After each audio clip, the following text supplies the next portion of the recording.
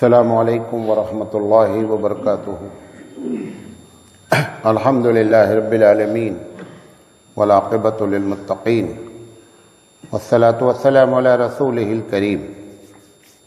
اعوذ باللہ من الشیطان الرجیم، بسم اللہ الرحمن الرحیم۔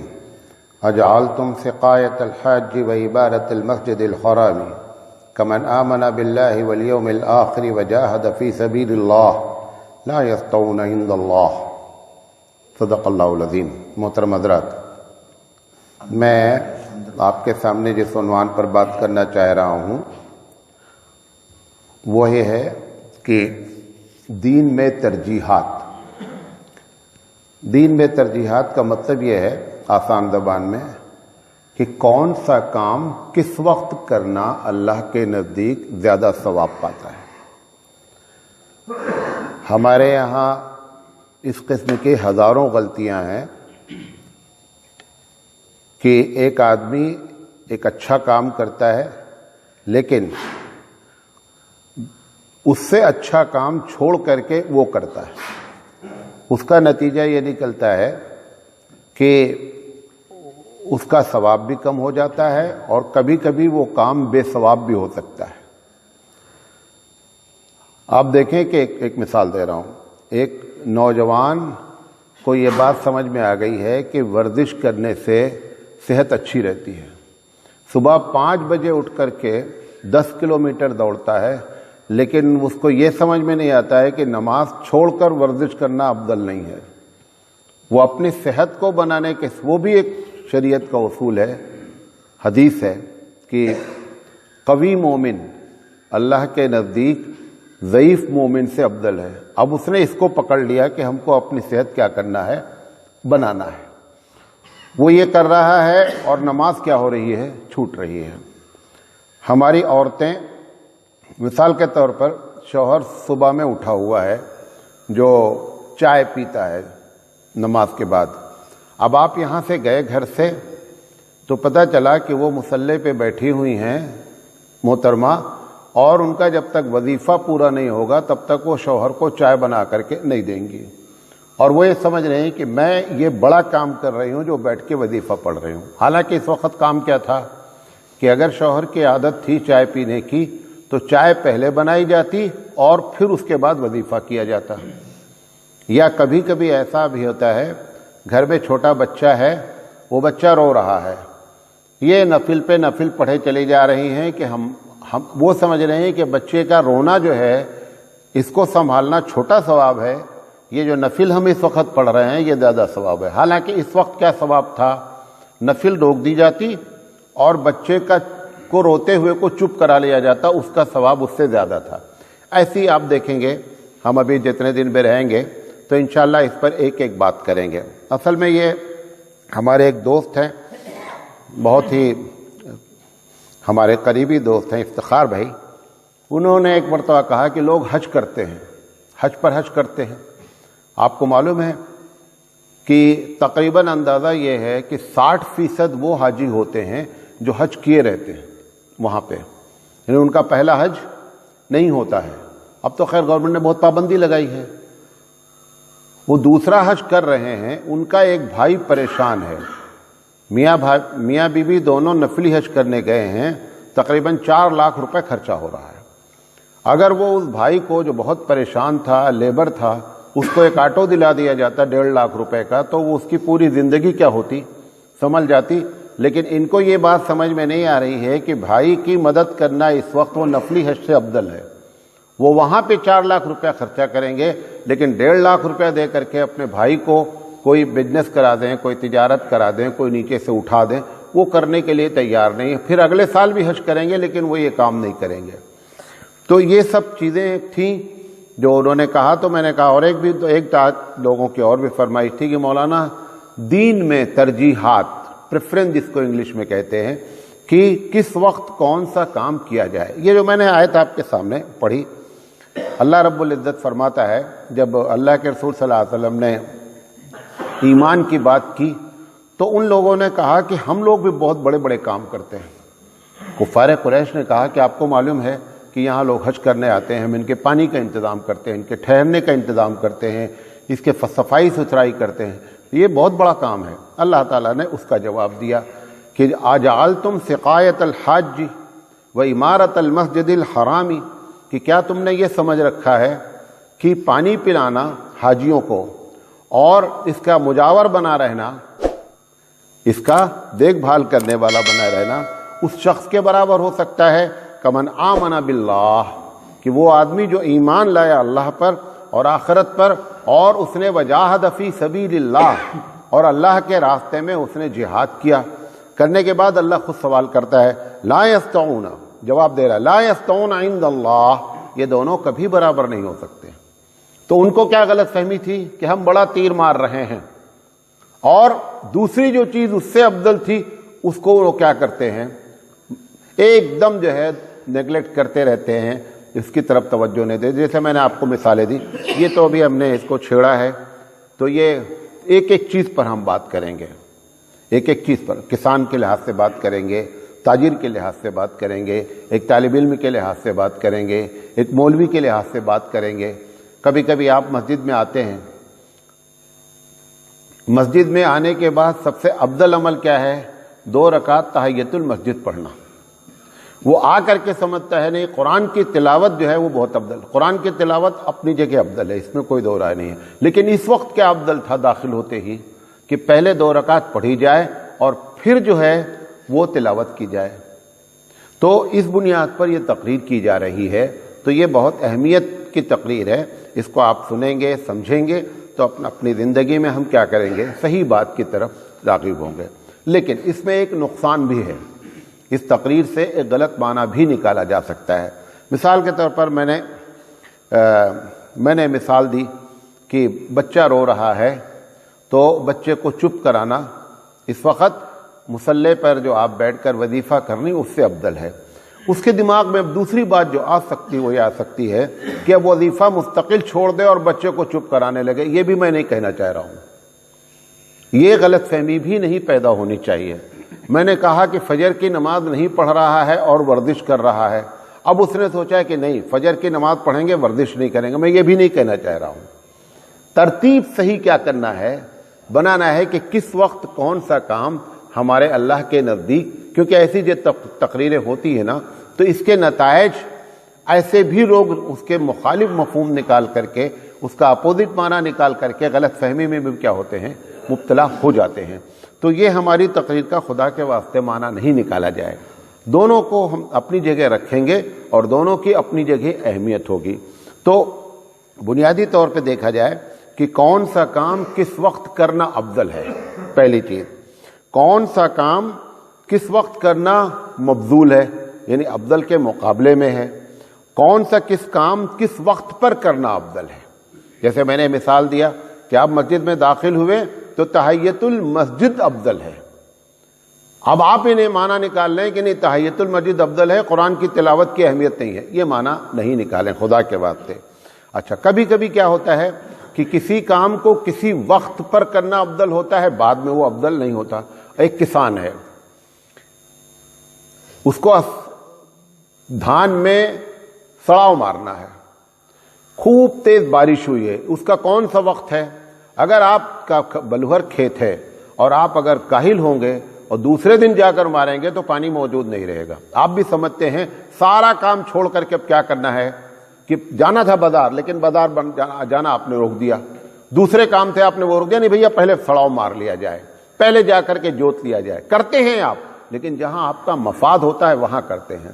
جہاں دین کا مفاد ہوتا ہے وہاں ہم اس بات کو کیا کرتے ہیں، بھول جاتے ہیں. تو اس طریقے سے کبھی کبھی کیا ہوتا ہے کہ کوئی کام انفرادی طور پر اچھا ہوتا ہے، اجتماعی شکل میں اچھا نہیں ہوتا ہے. کبھی کبھی اجتماعی شکل میں اچھا ہوتا ہے، انفرادی شکل میں اچھا نہیں ہوتا ہے. وہ ساری باتیں ہم انشاءاللہ مثال دے کر سمجھانے کی کوشش کریں گے. مثال کے طور پر یہ مسجد بنی ہوئی ہے، ٹھیک ٹھاک ہے، بنی ہوئی ہے. اب میرے پاس پیسے ہیں یا گاؤں والے کہہ رہے ہیں کہ مولانا صاحب ایسا کرو کہ یہ مسجد کا فرش توڑوا کر کے اچھا سا فرش لگوا دو. چلو ہم سب لوگ مل کر چندہ کرتے ہیں. اب دیکھنے میں کام کتنا اچھا ہے. یہ اچھا کام نہیں ہے. آپ اس مسجد چلے جائیے گاؤں میں جہاں پہ فرش ہی ٹوٹا ہوا ہے. یہ پیسہ آپ کے پاس جو ہے، جو آپ اپنے فرش کو توڑوا کر کے اور سنگ مرمر لگانا چاہتے ہیں، یہ پیسہ نکال کر کے آپ اس مسجد میں لگا دیے جن کے پاس فرش ہی نہیں موجود ہے، لیکن ہم وہ کام نہیں کریں گے. ہم اپنی مسجد کا فرش توڑ کر کے سنگ مرمر تو لگائیں گے، لیکن دوسری مسجد میں جا کر کے ہم وہ پیسہ لگانے کے لیے تیار نہیں ہیں. ایسے بعض شہروں میں ہے، ایک کسی علاقے میں بڑی مالدار مسجد ہے، اب انہوں نے اے سی بھی لگا رکھا، پیسہ اس کے باوجود موجود ہے، لیکن ان کو دماغ میں یہ نہیں آ رہا ہے کہ چلو 2-4-10 کلومیٹر گاؤں شہر سے نکل کر کے دیکھتے ہیں کہیں پہ ٹوائلٹ کا انتظام نہیں، چلو وہ پیسہ وہاں لگا دیا جائے. تو یہ ساری چیزیں کیا ہیں، یہ ہمارے کم ثواب کو کرتی ہیں، ثواب نہیں ختم کرتی. ثواب تو جو بھی آدمی ذرہ برابر بھی نیکی کرتا ہے ثواب ملتا ہی ملتا ہے. تو اس بنیاد پر یہ بات آپ سے کرنا چاہتے تھے. اچھا، اس کی میں نے قرآن سے جو دلیل دی، جو آیت میں نے پڑھی، یہ روزانہ یہی آیت پڑھ کر کے انشاءاللہ شروع کریں گے. میں نبی کریم صلی اللہ علیہ وسلم کی چند حدیثیں بھی آپ کے سامنے، آج تو میں اتنا ہی بیان کر کے کل سے میں ایک سیریل سے بات کروں گا. اللہ کے رسول صلی اللہ علیہ وسلم سے پوچھا جاتا ہے کہ اللہ کے رسول کون سا اسلام افضل ہے؟ اچھا، اب اسلام تو ایک ہی ہے، اس اسلام میں افضل ہونے کی بات کیا ہے؟ کیا پتہ چلا کہ وہ جاننا چاہتے ہیں کہ کس کام کو کس ترتیب سے کیا جائے. اللہ کے رسول صلی اللہ علیہ وسلم نے فرمایا کہ ان تؤمنوا باللہ وملائکتہ، افضل اسلام تو یہ ہوتا ہے کہ آدمی اللہ پر ایمان لائے، ملائکہ پر ایمان لائے، کتاب پر ایمان لائے، رسول پر ایمان لائے، آخرت پر ایمان لائے. کبھی صحابی پوچھتے ہیں کہ اللہ رسول کون سا ایمان افضل ہے؟ پہلے میں سوال کیا ہے، یہ ایک ہی ساتھ کی بات نہیں، الگ الگ حدیثیں ہیں کہ کون سا ایمان افضل ہے. حضور اکرم صلی اللہ علیہ وسلم فرماتے ہیں کہ ہجرت. تو صحابی کہتے ہیں کہ وہ ہجرت میں بھی کون سی ہجرت افضل ہے؟ کیونکہ ہجرت کے ایک معنی ہم کیا سمجھتے ہیں کہ ایک جگہ سے دوسری جگہ چلے جانا. اللہ کے رسول صلی اللہ علیہ وسلم نے فرمایا کہ ہجرت، کیونکہ ہجرت کے ایک بنیادی تعریف کیا ہے، گناہوں سے کو چھوڑ کر کے نیکی کی طرف آنا بھی کیا ہجرت ہے. تو ان کے دماغ میں یہ بات آئی کہ ہجرت کون سی افضل ہے.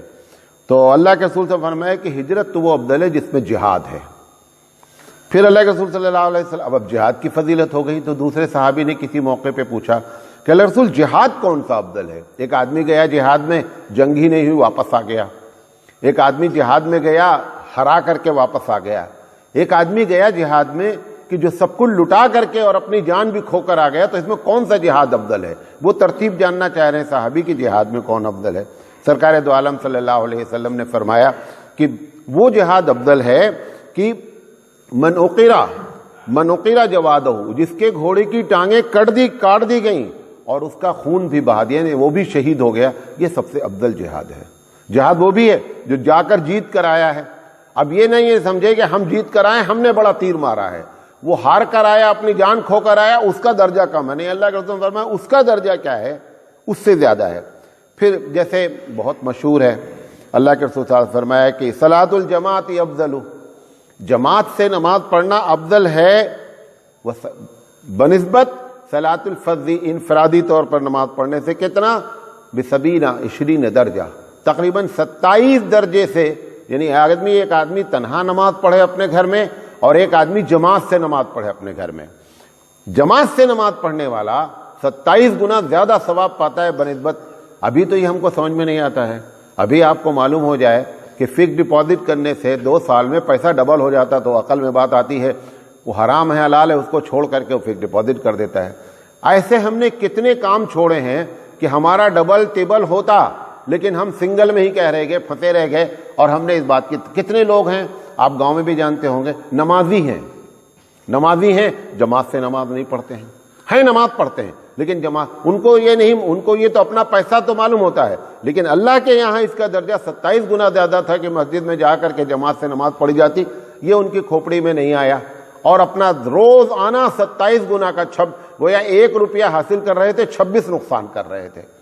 تو یہ کیا ہے؟ یہ اللہ کے رسول صلی اللہ علیہ وسلم نے جو باتیں بتائیں، یا ایک مرتبہ آپ نے فرمایا کہ ایک حدیث میں ہے، مسلم شریف کی روایت ہے کہ 1 درہم 1,00,000 درہم سے بڑھ گیا. یہ جملہ آپ نے فرمایا. تو صحابی نے کہا اللہ رسول 1,00,000 اور 1 درہم میں تو کوئی کیسے بڑھ جائے گا؟ 1,00,000 1 درہم 1,00,000 پہ کیسا بڑھ جائے گا؟ تو اللہ کے رسول صلی اللہ علیہ وسلم نے فرمایا، کتنی پیاری مثال دی. انہوں نے فرمایا اچھا یہ بتاؤ کہ ایک آدمی کے پاس 2 روپیہ تھا. میں روپیہ مثال دے رہا ہوں، درہم کہا حضور نے. 2 روپیہ تھا उस 2 रुपया में से उसने 1 रुपया उठा करके अल्लाह के रास्ते में दे दिया, 2 रुपया में से 1 रुपया दे दिया।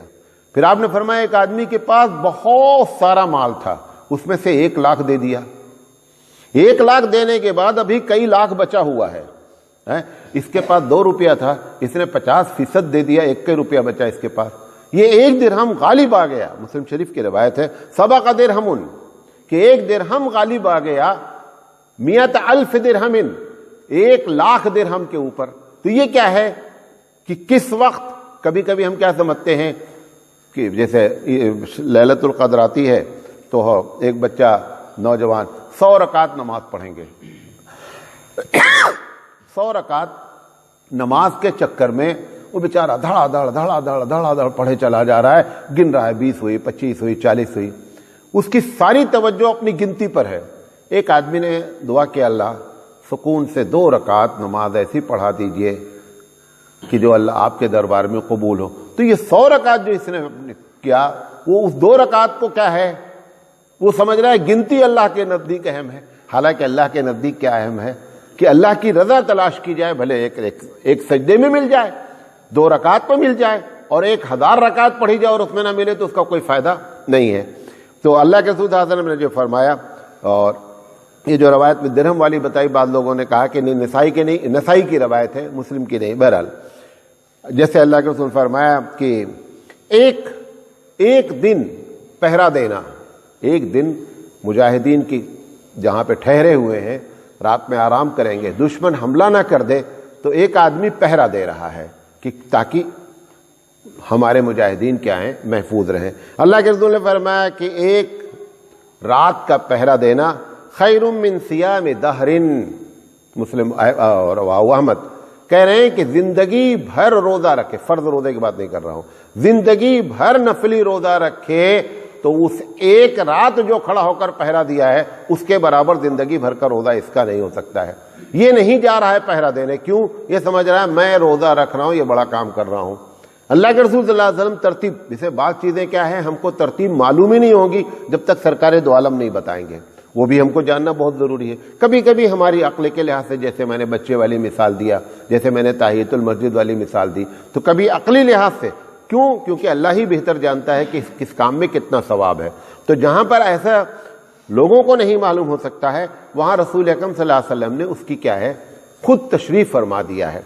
इसी तरीके से बहुत से लोग बुरे काम करते हैं, बुरे काम में भी तरतीब है। ये मतलब नहीं कह रहा हूं कि अच्छा एक बुरा काम छोड़कर दूसरा कर लो, ये मैं नहीं कह रहा हूं।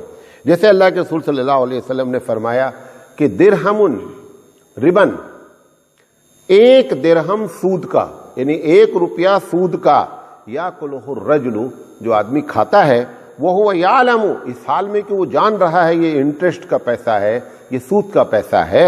आपने फरमाया अशद्दु मिन सित्ततिन व सलासीन ज़िना, आपने फरमाया कि 36 मरतबा जिना करने से बड़ा गुनाह किया इसने। अच्छा, अब आपने सोचा अच्छा चलो सूद नहीं खाएंगे, जिना कर लेंगे, ये मतलब नहीं कहना चाह रहे हैं, ये समझाने का तरीका है कि 36 गुनाह का जितना, 36 जिना का जितना गुनाह हो रहा है, उतना 1 रुपया बंदा सूद का जब खाता है तो गुनाह। सूद की शक्ल सिर्फ ऐसे नहीं होती है, आपके यहां भी सूद की शक्ल होती है। आप गांव वाले कितने लोग हैं जिन्होंने गिरवी ले रखा है जमीन, एक जमीन गिरवी ले रखी है कि 10,000 रुपया में हम भैया हमारा खेत रख लो, वो 10,000 रुपया उसने ले लिया। जब तक वो 10,000 रुपए उसको वापस नहीं करेगा तब तक वो खेत छोड़ेगा नहीं। ये जो खेत में फायदा कमा रहा है 10 साल तक, ये 1 रुपया के नहीं, तो करोड़ों रुपए खा गया। ये तो हजारों जिना से ज्यादा बड़ा गुनाह कर बैठा, लेकिन इसको बेचारे को या तो पता नहीं है, और अगर पता है तो अपना मफाद वाबस्ता है।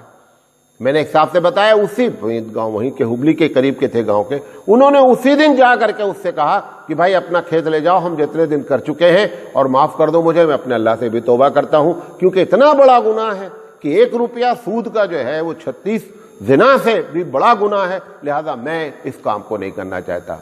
तो ये चीजें क्या है, बुरे अमाल भी हैं। जैसे नबी करीम सल्लल्लाहु अलैहि वसल्लम ने फरमाया कि सबसे बदतरीन चोरी यह है, आप समझते हैं किसी का पैसा लूट लिया, वो भी चोरी है।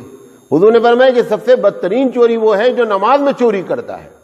साहबा ने पूछा नमाज की चोरी क्या है? आपने फरमाया कि रुकू ठीक से ना करना, सजदा ठीक से ना करना, سب سے بڑی چوری ہے۔ اب دیکھیں کتنے لوگ ہیں بیچارے پوری زندگی نماز پڑھ رہے ہیں، کھٹاکھٹ پڑھ رہے ہیں، ان کو یہ معلوم ہی نہیں ہے کہ یہ اس چوری سے زیادہ بڑی چوری ہے، یہ بس کو نہ بتایا گیا ہے اور نہ اس کے دماغ میں آئی بات۔ لہذا یہ باتیں جو ہے میں آپ کے سجدے حضور نے فرمایا کہ بخیل، سب سے بخیل کون ہے؟ آپ کیا سمجھتے ہیں جو چائے نہ پلائے وہ بخیل ہے، جو خرچہ نہ کرے وہ بخیل ہے؟ حضور نے فرمایا کہ سب سے بڑا بخیل تو وہ ہے جو مسلمان کو دیکھ کر سلام نہیں کرتا، وہ سب سے بڑا بخیل ہے۔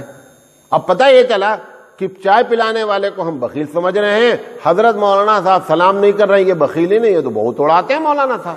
مولانا صاحب اللہ کے نزدیک بڑے بخیل ہیں اس سے جو چائے نہیں پلا رہا ہے۔ ہم چائے پلا کر کے اپنے آپ کو سمجھ رہے ہیں سخی ہے، اور رسول اکرم صلی اللہ علیہ وسلم کی نگاہ میں کون سخی ہے؟ جو مسلمان کو دیکھ کر کے سلام نہیں کرتا وہ بخیل، اور کرے تو وہ سخی۔ تو اس لیے جو ہے یہ باتیں آپ کے سامنے رکھنا چاہتے ہیں۔ اللہ تعالیٰ سے ہے آپ بھی دعا کریں، ہم بھی دعا کریں کہ ہم آپ کو صحیح بات سمجھا سکیں اور خود بھی سمجھ سکیں اور عمل کی توفیق عطا فرمائے۔ وآخر دعوانا ان الحمدللہ۔ السلام علیکم ورحمۃ اللہ وبرکاتہ۔ الحمد للہ رب العالمین والعاقبۃ للمتقین والصلاة والسلام علی رسولہ الکریم۔ فاعوذ باللہ من الشیطان الرجیم، بسم اللہ الرحمن الرحیم۔ اجعلتم سقایۃ الحاج وعبادۃ المسجد الحرام کمن آمن باللہ والیوم الآخر وجاہد فی سبیل اللہ لا یستوون عند اللہ۔ صدق اللہ العظیم۔ محترم حضرات، گونج رہی آواز یہ۔ محترم حضرات، میں آپ کے سامنے جس عنوان پر بات کرنا چاہ رہا ہوں وہ یہ ہے کہ دین میں ترجیحات۔ دین میں ترجیحات کا مطلب یہ ہے آسان زبان میں کہ کون سا کام کس وقت کرنا اللہ کے نزدیک زیادہ ثواب پاتا ہے۔ ہمارے یہاں اس قسم کی ہزاروں غلطیاں ہیں کہ ایک آدمی ایک اچھا کام کرتا ہے لیکن اس سے اچھا کام چھوڑ کر کے وہ کرتا ہے۔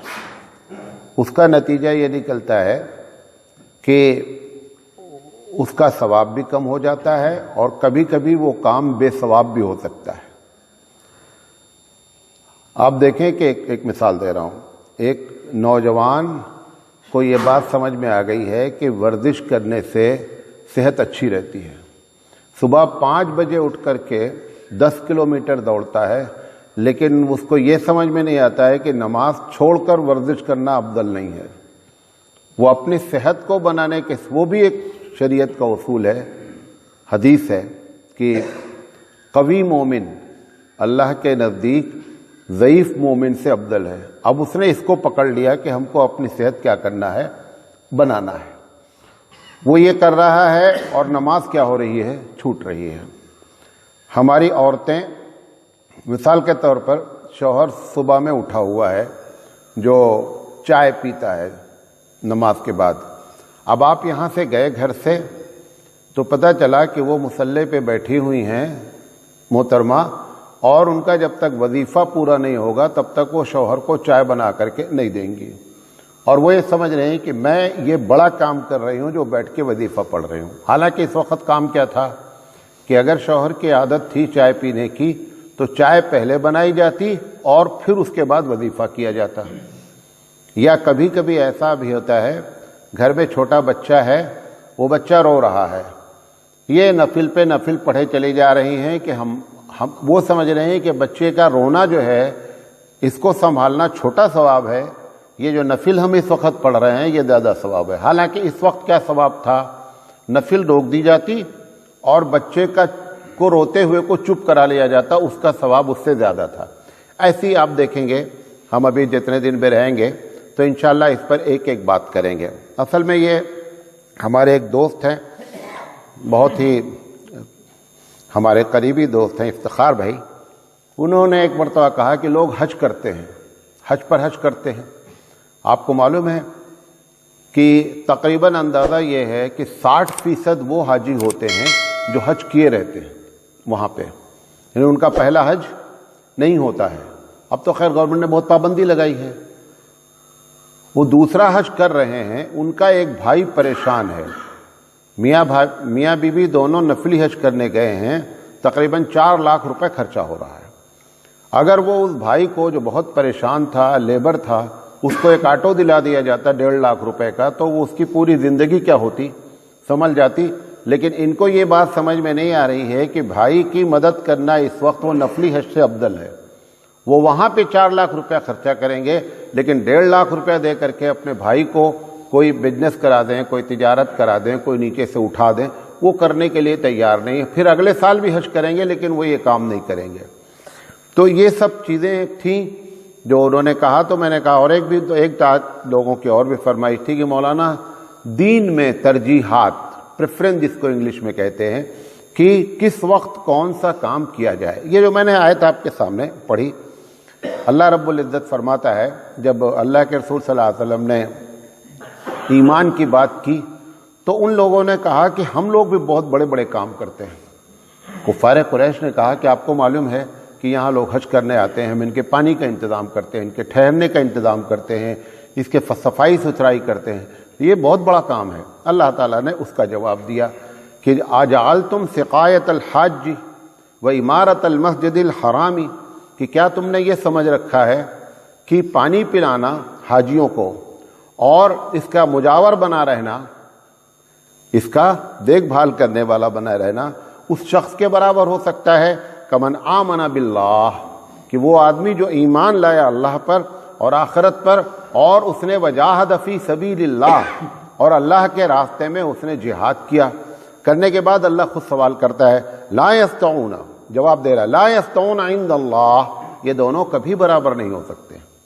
تو ان کو کیا غلط فہمی تھی کہ ہم بڑا تیر مار رہے ہیں, اور دوسری جو چیز اس سے افضل تھی اس کو وہ کیا کرتے ہیں, ایک دم جو ہے نیگلیکٹ کرتے رہتے ہیں, اس کی طرف توجہ نہیں دیتے. جیسے میں نے آپ کو مثالیں دی, یہ تو ابھی ہم نے اس کو چھیڑا ہے, تو یہ ایک ایک چیز پر ہم بات کریں گے, ایک ایک چیز پر. کسان کے لحاظ سے بات کریں گے, تاجر کے لحاظ سے بات کریں گے, ایک طالب علم کے لحاظ سے بات کریں گے, ایک مولوی کے لحاظ سے بات کریں گے. کبھی کبھی آپ مسجد میں آتے ہیں, مسجد میں آنے کے بعد سب سے افضل عمل کیا ہے, 2 رکعت تحیۃ المسجد پڑھنا. وہ آ کر کے سمجھتا ہے نہیں, قرآن کی تلاوت جو ہے وہ بہت افضل. قرآن کی تلاوت اپنی جگہ افضل ہے, اس میں کوئی دو رائے نہیں ہے. لیکن اس وقت کیا افضل تھا داخل ہوتے ہی, کہ پہلے 2 رکعت پڑھی جائے اور پھر جو ہے وہ تلاوت کی جائے. تو اس بنیاد پر یہ تقریر کی جا رہی ہے. تو یہ بہت اہمیت کی تقریر ہے, اس کو آپ سنیں گے, سمجھیں گے, تو اپنی زندگی میں ہم کیا کریں گے, صحیح بات کی طرف راغب ہوں گے. لیکن اس میں ایک نقصان بھی ہے, اس تقریر سے ایک غلط معنی بھی نکالا جا سکتا ہے. مثال کے طور پر میں نے مثال دی کہ بچہ رو رہا ہے تو بچے کو چپ کرانا اس وقت مصلی پر جو آپ بیٹھ کر وظیفہ کرنی اس سے افضل ہے. اس کے دماغ میں اب دوسری بات جو آ سکتی وہ یہ آ سکتی ہے کہ اب وظیفہ مستقل چھوڑ دے اور بچے کو چپ کرانے لگے. یہ بھی میں نہیں کہنا چاہ رہا ہوں, یہ غلط فہمی بھی نہیں پیدا ہونی چاہیے. میں نے کہا کہ فجر کی نماز نہیں پڑھ رہا ہے اور ورزش کر رہا ہے, اب اس نے سوچا ہے کہ نہیں فجر کی نماز پڑھیں گے ورزش نہیں کریں گے. میں یہ بھی نہیں کہنا چاہ رہا ہوں. ترتیب صحیح کیا کرنا ہے, بنانا ہے کہ کس وقت کون سا کام ہمارے اللہ کے نزدیک, کیونکہ ایسی جو تقریریں ہوتی ہیں نا تو اس کے نتائج ایسے بھی لوگ اس کے مخالف مفہوم نکال کر کے, اس کا اپوزٹ معنی نکال کر کے غلط فہمی میں بھی کیا ہوتے ہیں, مبتلا ہو جاتے ہیں. تو یہ ہماری تقریر کا خدا کے واسطے معنی نہیں نکالا جائے. دونوں کو ہم اپنی جگہ رکھیں گے اور دونوں کی اپنی جگہ اہمیت ہوگی. تو بنیادی طور پہ دیکھا جائے کہ کون سا کام کس وقت کرنا افضل ہے. پہلی چیز, کون سا کام کس وقت کرنا مفضول ہے, یعنی افضل کے مقابلے میں ہے. کون سا کس کام کس وقت پر کرنا افضل ہے. جیسے میں نے مثال دیا کہ آپ مسجد میں داخل ہوئے تو تحیۃ المسجد افضل ہے. اب آپ انہیں معنی نکال لیں کہ نہیں تحیۃ المسجد افضل ہے, قرآن کی تلاوت کی اہمیت نہیں ہے. یہ معنی نہیں نکالیں خدا کے واسطے. اچھا, کبھی کبھی کیا ہوتا ہے کہ کسی کام کو کسی وقت پر کرنا افضل ہوتا ہے, بعد میں وہ افضل نہیں ہوتا. ایک کسان ہے, اس کو دھان میں سڑاؤ مارنا ہے, خوب تیز بارش ہوئی ہے، اس کا کون سا وقت ہے؟ اگر آپ کا بلور کھیت ہے اور آپ اگر کاہل ہوں گے اور دوسرے دن جا کر ماریں گے تو پانی موجود نہیں رہے گا۔ آپ بھی سمجھتے ہیں سارا کام چھوڑ کر کے اب کیا کرنا ہے کہ جانا تھا بازار، لیکن بازار جانا آپ نے روک دیا، دوسرے کام تھے آپ نے وہ روک دیا، نہیں بھیا پہلے سڑاؤ مار لیا جائے، پہلے جا کر کے جوت لیا جائے۔ کرتے ہیں آپ، لیکن جہاں آپ کا مفاد ہوتا ہے وہاں کرتے ہیں، جہاں دین کا مفاد ہوتا ہے وہاں ہم اس بات کو کیا کرتے ہیں، بھول جاتے ہیں۔ تو اس طریقے سے کبھی کبھی کیا ہوتا ہے کہ کوئی کام انفرادی طور پر اچھا ہوتا ہے، اجتماعی شکل میں اچھا نہیں ہوتا ہے، کبھی کبھی اجتماعی شکل میں اچھا ہوتا ہے، انفرادی شکل میں اچھا نہیں ہوتا ہے۔ وہ ساری باتیں ہم انشاءاللہ مثال دے کر سمجھانے کی کوشش کریں گے۔ مثال کے طور پر یہ مسجد بنی ہوئی ہے، ٹھیک ٹھاک ہے، بنی ہوئی ہے۔ اب میرے پاس پیسے ہیں یا گاؤں والے کہہ رہے ہیں کہ مولانا صاحب ایسا کرو کہ یہ مسجد کا فرش توڑوا کر کے اچھا سا فرش لگوا دو، چلو ہم سب لوگ مل کر چندہ کرتے ہیں۔ اب دیکھنے میں کام کتنا اچھا ہے، یہ اچھا کام نہیں ہے۔ آپ اس مسجد چلے جائیے گاؤں میں جہاں پہ فرش ہی ٹوٹا ہوا ہے، یہ پیسہ آپ کے پاس جو ہے، جو آپ اپنے فرش کو توڑوا کر کے اور سنگ مرمر لگانا چاہتے ہیں، یہ پیسہ نکال کر کے آپ اس مسجد میں لگا دیے جن کے پاس فرش ہی نہیں موجود ہے۔ لیکن ہم وہ کام نہیں کریں گے، ہم اپنی مسجد کا فرش توڑ کر کے سنگ مرمر تو لگائیں گے، لیکن دوسری مسجد میں جا کر کے ہم وہ پیسہ لگانے کے لیے تیار نہیں ہیں۔ ایسے بعض شہروں میں ہے، ایک کسی علاقے میں بڑی مالدار مسجد ہے، اب انہوں نے اے سی بھی لگا رکھا، پیسہ اس کے باوجود موجود ہے، لیکن ان کو دماغ میں یہ نہیں آ رہا ہے کہ چلو 2-4-10 کلومیٹر گاؤں شہر سے نکل کر کے دیکھتے ہیں کہیں پہ ٹوائلٹ کا انتظام نہیں، چلو وہ پیسہ وہاں لگا دیا جائے۔ تو یہ ساری چیزیں کیا ہیں، یہ ہمارے کم ثواب کو کرتی ہیں، ثواب نہیں ختم کرتی، ثواب تو جو بھی آدمی ذرہ برابر بھی نیکی کرتا ہے ثواب ملتا ہی ملتا ہے۔ تو اس بنیاد پر یہ بات آپ سے کرنا چاہتے تھے۔ اچھا، اس کی میں نے قرآن سے جو دلیل دی، جو آیت میں نے پڑھی، یہ روزانہ یہی آیت پڑھ کر کے انشاءاللہ شروع کریں گے۔ میں نبی کریم صلی اللہ علیہ وسلم کی چند حدیثیں بھی آپ کے سامنے، آج تو میں اتنا ہی بیان کر کے کل سے میں ایک سیریل سے بات کروں گا۔ اللہ کے رسول صلی اللہ علیہ وسلم سے پوچھا جاتا ہے کہ اللہ کے رسول کون سا اسلام افضل ہے؟ اچھا، اب اسلام تو ایک ہی ہے، اس اسلام میں افضل ہونے کی بات کیا ہے؟ کیا پتہ چلا کہ وہ جاننا چاہتے ہیں کہ کس کام کو کس ترتیب سے کیا جائے۔ اللہ کے رسول صلی اللہ علیہ وسلم نے فرمایا کہ ان تؤمنوا باللہ وملائکتہ، افضل اسلام تو یہ ہوتا ہے کہ آدمی اللہ پر ایمان لائے، ملائکہ پر ایمان لائے، کتاب پر ایمان لائے، رسول پر ایمان لائے، آخرت پر ایمان لائے۔ کبھی صحابی پوچھتے ہیں کہ اللہ رسول کون سا ایمان افضل ہے؟ پہلے میں سوال کیا ہے، یہ ایک ہی ساتھ کی بات نہیں، الگ الگ حدیثیں ہیں کہ کون سا ایمان افضل ہے۔ حضور اکرم صلی اللہ علیہ وسلم فرماتے ہیں کہ ہجرت، تو صحابی کہتے ہیں کہ وہ ہجرت میں بھی کون سی ہجرت افضل ہے، کیونکہ ہجرت کے ایک معنی ہم کیا سمجھتے ہیں کہ ایک جگہ سے دوسری جگہ چلے جانا۔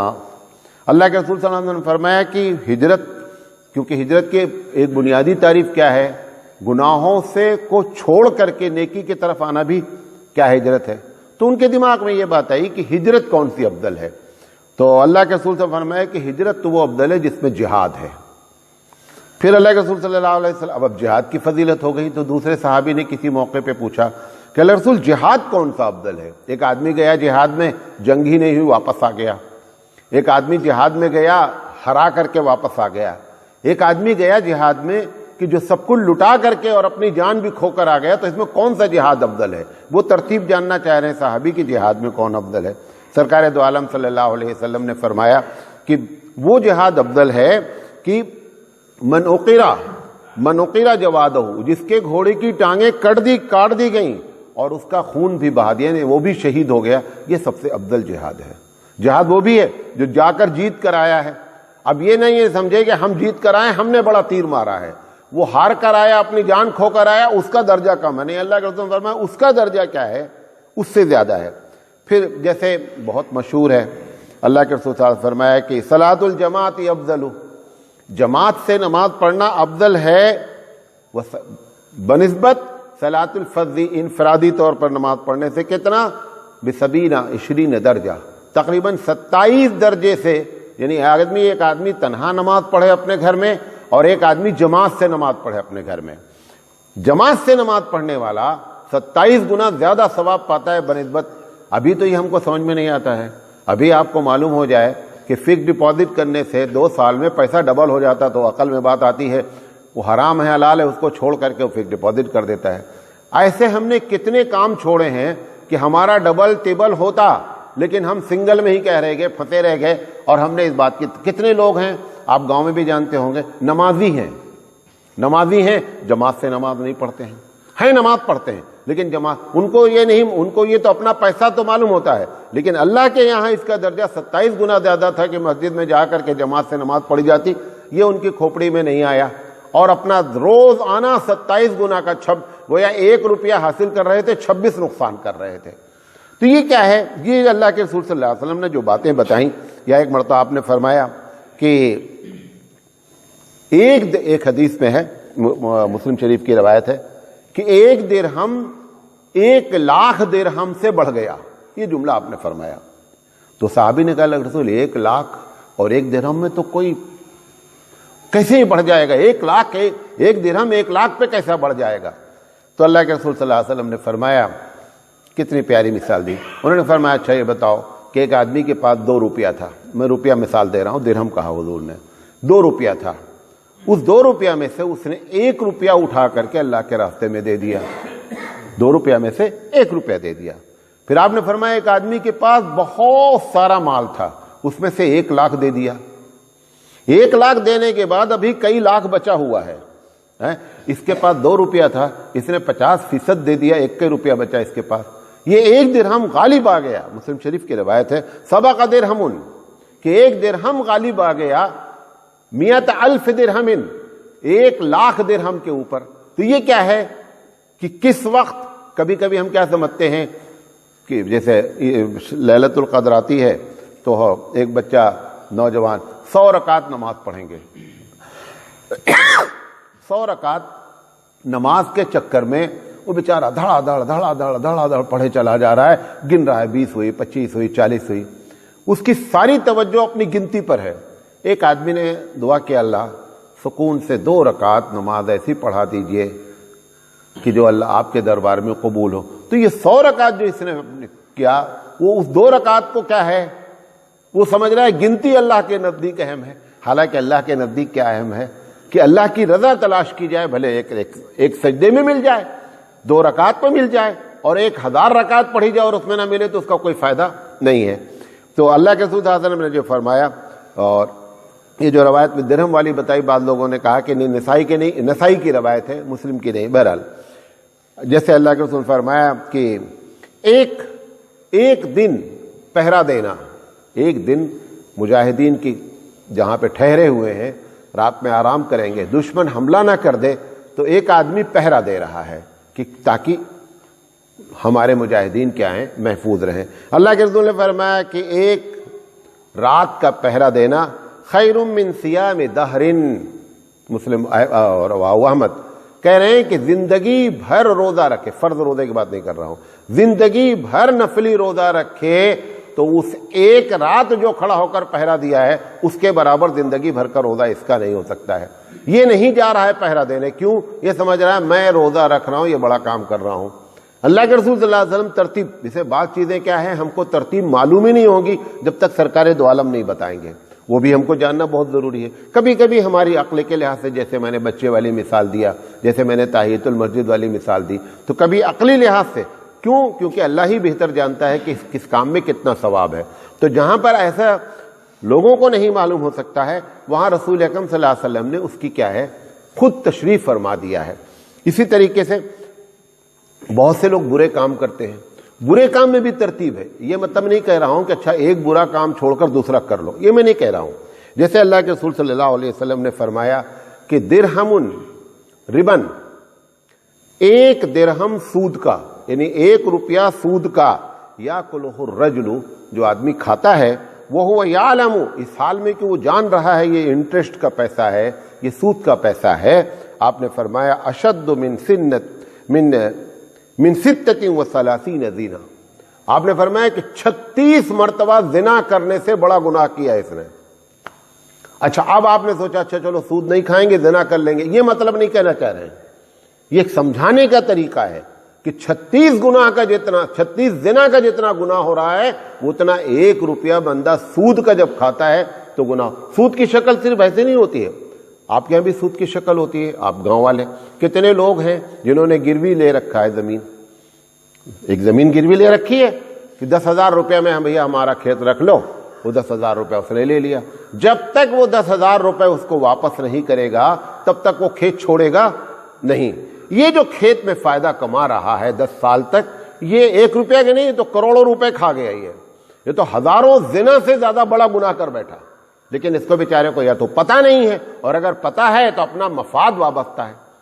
میں نے ایک صاحب سے بتایا, اسی گاؤں وہیں کے ہبلی کے قریب کے تھے گاؤں کے, انہوں نے اسی دن جا کر کے اس سے کہا کہ بھائی اپنا کھیت لے جاؤ, ہم جتنے دن کر چکے ہیں اور معاف کر دو مجھے, میں اپنے اللہ سے بھی توبہ کرتا ہوں, کیونکہ اتنا بڑا گناہ ہے کہ 1 روپیہ سود کا جو ہے وہ 36 زنا سے بھی بڑا گناہ ہے, لہذا میں اس کام کو نہیں کرنا چاہتا.